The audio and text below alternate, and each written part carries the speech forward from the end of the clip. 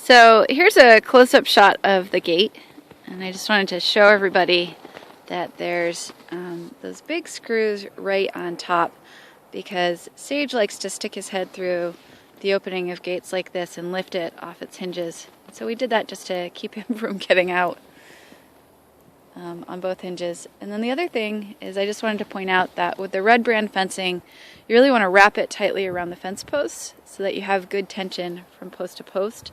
We really found you couldn't go more than 8 feet, and keep it so that it's nice and upright. There's Joe and Sage for everyone who's met them or follows them online, finishing up breakfast. So I just wanted to show everyone the run-in shed. Let's see if we can get to the shadows here. This run-in shed came from the Shed Stop Incorporated. It's got an oak frame and oak kickboards, and I felt that that was very important because Joe really likes to kick when she's trying to wait for dinner patiently and fails.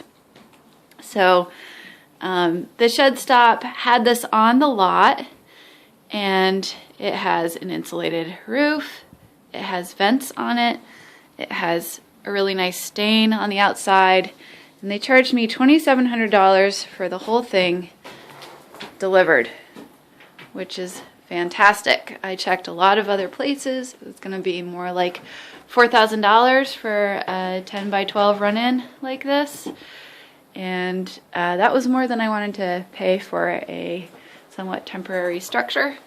So here's the little plate. Shed Stop, Fort Anne, New York.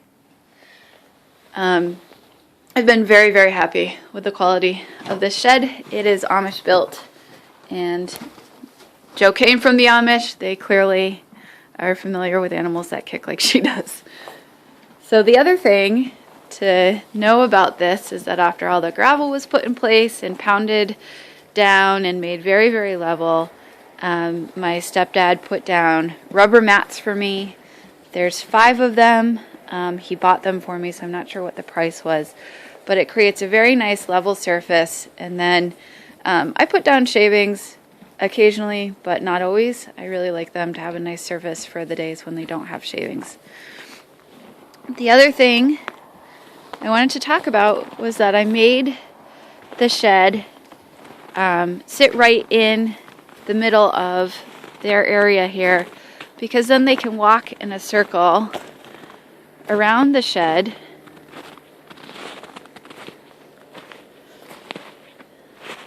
And there's a book called Pasture Paradise that talks about how horses like to walk in circles, and it's something they apply to pastures. And so I just wanted them to have that.